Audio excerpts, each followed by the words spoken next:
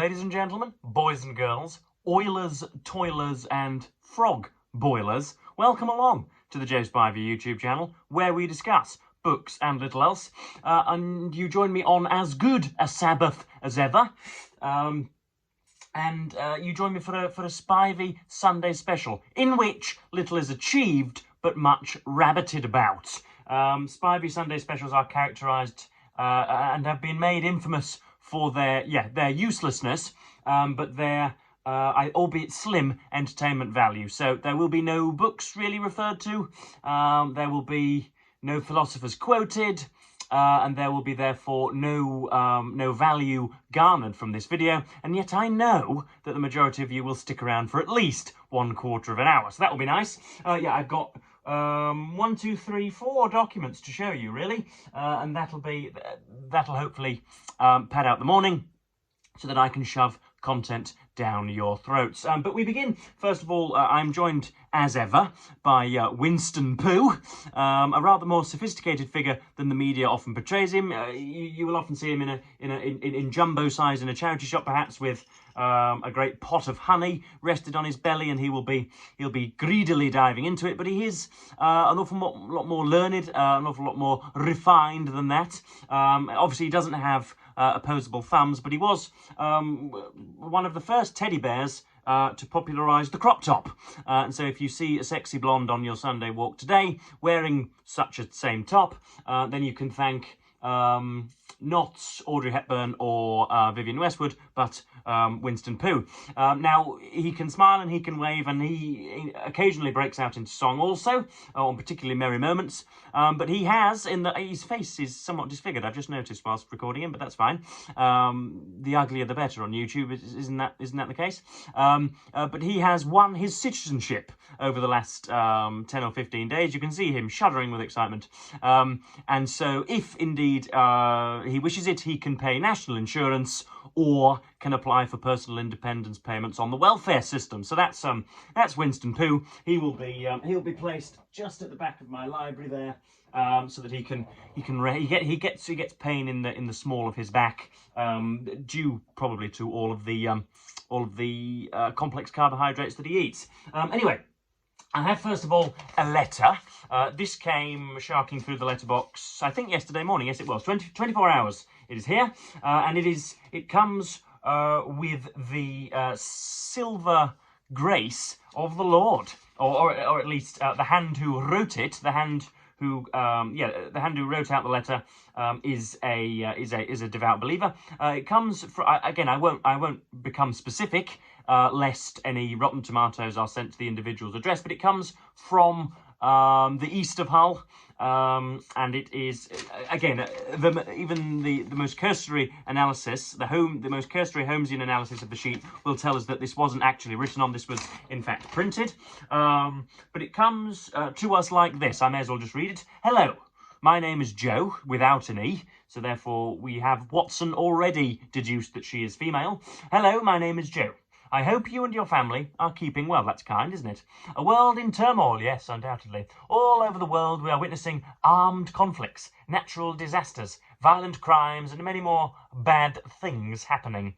Many people have lost their homes, or they have lost loved ones.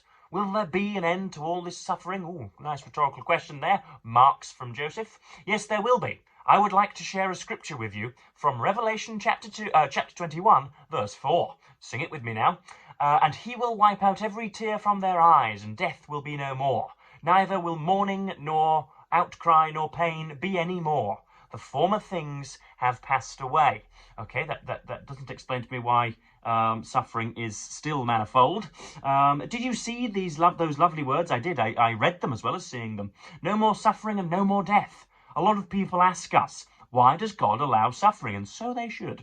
I would like to share another scripture with you from Romans chapter 5, verse 12. That is why, just as through one man sin entered into the world, and death through sin, and so death spread to all men, because they had all sinned. That sounds laughably tautological, but that's fine.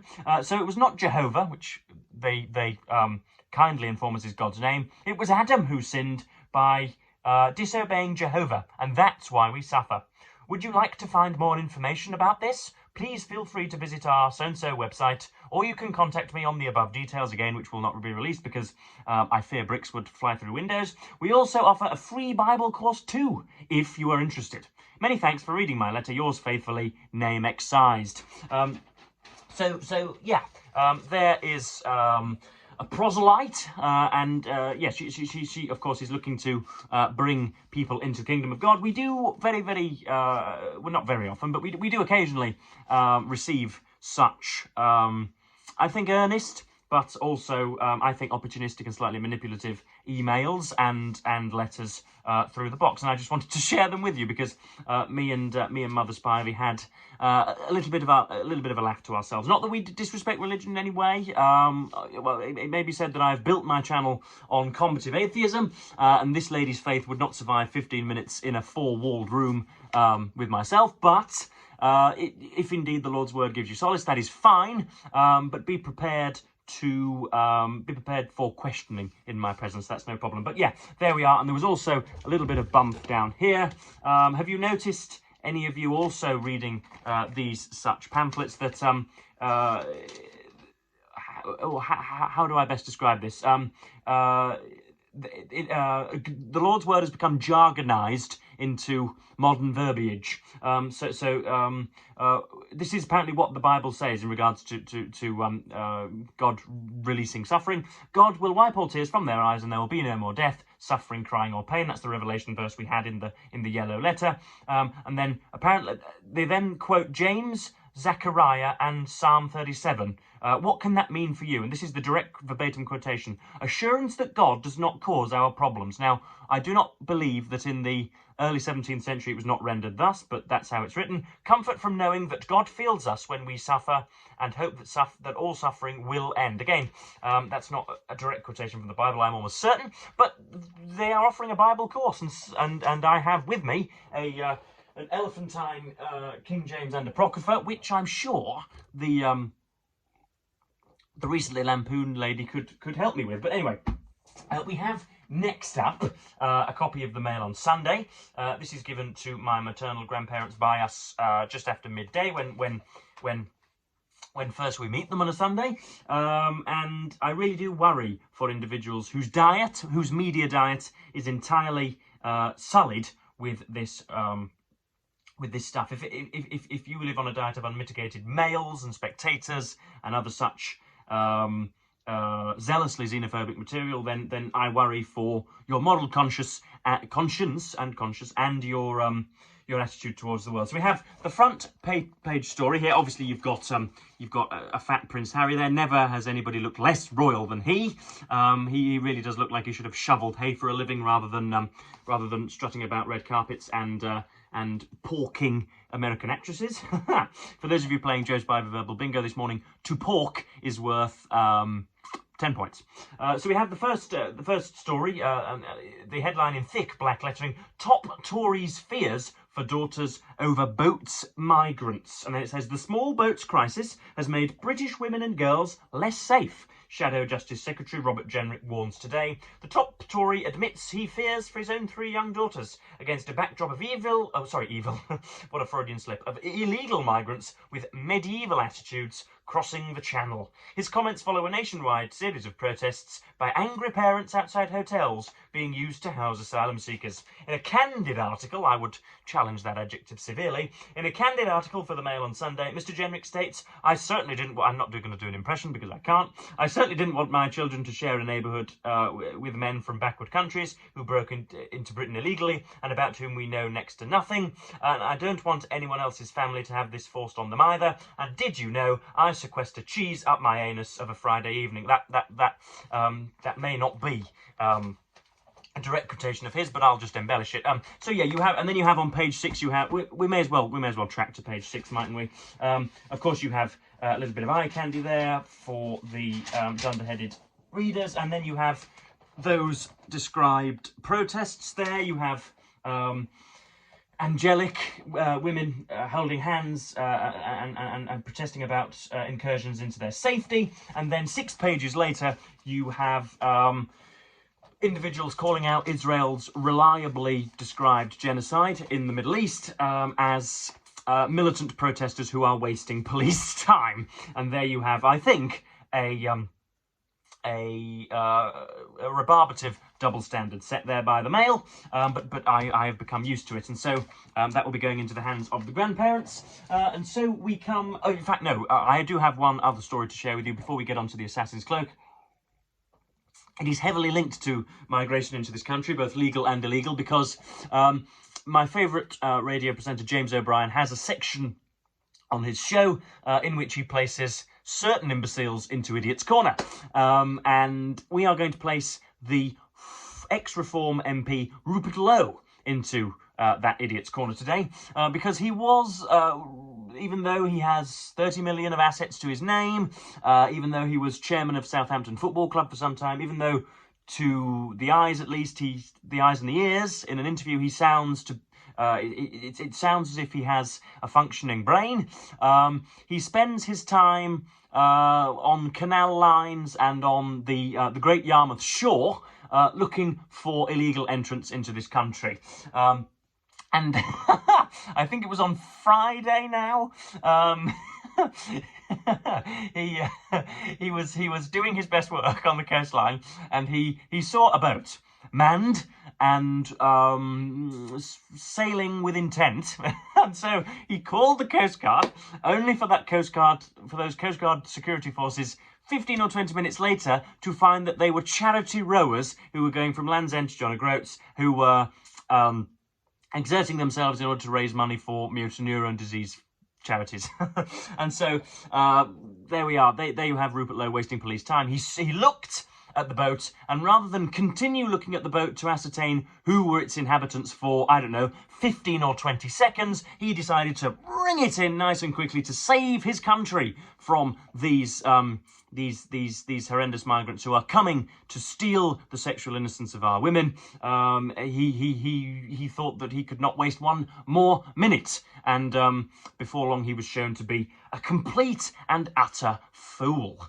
Which is always nice to see. The village idiot strikes again. So that was, that was Rupert Lowe doing the Lord's work. But we do have something from the Assassin's Cloak today, an anthology of the world's greatest diarists. It's been a good while since last we looked at these, but I've picked a pretty good day today. On Sunday, the 10th of August, we have 1, 2, 3, 4 entries, each of varying length and varying import, but we'll go through to them. So we have from the 10th of August 1661, we have the first diarist, I believe, or at least the second, perhaps only to Anne Frank, as the most recognisable diarist in the world. This is Samuel Peeps. It's short and judgmental, but there we are. This morning came the maid. That would be a great a great title for a short story of mine, wouldn't it? This morning came the maid. What about that for a double entendre? This morning came the maid that my wife hath lately hired for a chambermaid. Repetition there from Samuel. Sloppy. She is very ugly, so that I cannot care for her, but otherwise she seems very good. You can imagine the 21st century equivalent of Samuel Peeps bleating about that on TikTok, can't you? We've just hired a maid, and I'm not sure that she's above 6 or 7. I really do think she's very ugly, and therefore I don't care much for her. So that's Samuel Peeps there, deprecating a lady because she has a crooked nose and perhaps a few too many moles on the chin. Next up we have from 1941, we have Charles Richie, and I will just faff with my laptop so as to get a description of him. He was Charles Richie, 1st Baron Richie of Dundee. He was a Scottish businessman and Conservative politician, and his dates are November 1836 to January 1906. So 70 years, which is a decent innings for the time when dysentery was rife and when citizens brushed their teeth once a month. I don't think 70 years is to be laughed at. But we have a typical, almost Worcesterian edition here of bungling aristocratic again folly, yes. So we have from 1941, looking at the blackout blinds and the blackout windows which were obviously top-down, governmentally enforced as soon as the Luftwaffe started to whir over London's skyline. So here we go. There are certain particularities about staying in a country house in wartime. One is the problem of the blackout. When you retire to your room for the night, you find that it has been most thoroughly blacked out in several layers. First, the extremely tall, heavy windows have been securely closed and fastened. These can only be opened by pulling on 2 long cords with white bobbles attached to the ends of them. Then the shutters have been closed and fastened with mighty crossbars fitting into grooves. The blackout curtain hangs the whole length of the window, and then come the long heavy curtains, which also can be made to come apart by pulling the correct pulleys, so that one gazes in dismay at the number of possible cords all twined around knobs. If you pull the wrong combination of pulleys, you are involved in a breathless struggle, which yields no results save frustration. It must be remembered that the business of opening the windows has to be done in the pitch dark, as the light must be turned out before you can begin playing about with the curtains. One night staying at Stansted, I was completely defeated by the combination of obstacles, and panting with exhaustion, after wrenching at shutters and pulling at cords, I took to my bed and tossed all night in breathless confinement. So he wants the window open to allow the breeze to come through, and yet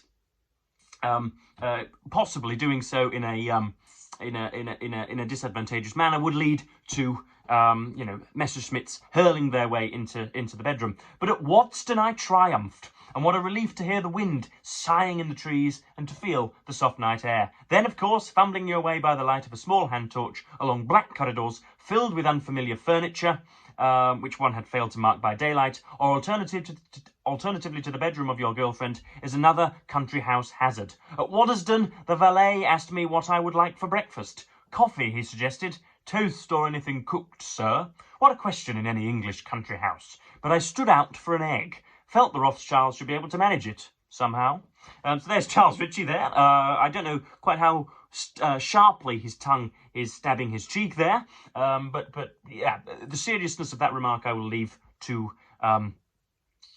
my more discerning subscribers. And then we have 1 year later, 4 years later, on the 10th of August 1945, we have Naomi Richardson again, who the internet tells me was a Baroness Richardson, CBE, novelist, poet, often called a doyenne of Scottish literature. She wrote more than 90 books of historical and science fiction, travel writing and autobiography. Now, just while we're on the subject, have any of you managed to rid yourselves of the AI intervention on Google, so that it is impossible to Google anything? Hitler's birthday or recipe for vanilla ice cream. It is impossible to search for anything without AI shouldering its way to the wheel. I know that Google is largely driven by automated machines anyway, but the little AI overview and then the sort of primary condensation of everything into the most easily digestible material is tiresome. And so I want to know if there are settings that I can access in order to stop that, because every time I type something in, I feel as if I don't know. I feel as if the sort of the Ubermensch of the 22nd century are assisting me, and I actually would just quite like the original Google to give me the information. So, if that's possible, then do so. Anyway, so we have the doyenne of Scottish literature, Naomi Richardson, on the 10th of August 1945, saying this.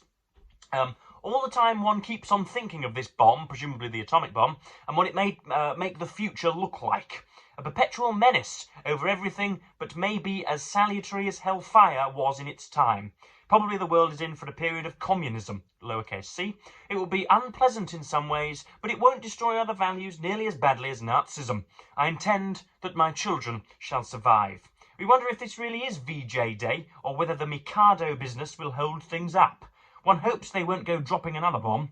We all read all we can in the papers and discuss it fruitlessly. So again, a nice wandering entry there, not the most focused, but obviously coming from a mind touched by events.